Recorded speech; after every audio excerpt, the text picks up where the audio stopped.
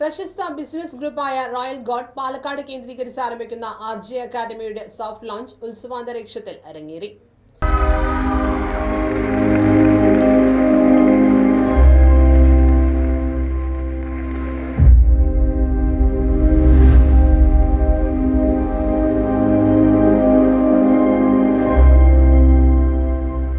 Palakkad ജൈനിമേട് NNS convention സെന്ററിൽ ഒരു ദിവസം നീണ്ടുനിന്ന ആഘോഷപ്പകലിൽ ആയിരങ്ങൾ പങ്കുചേർന്നു.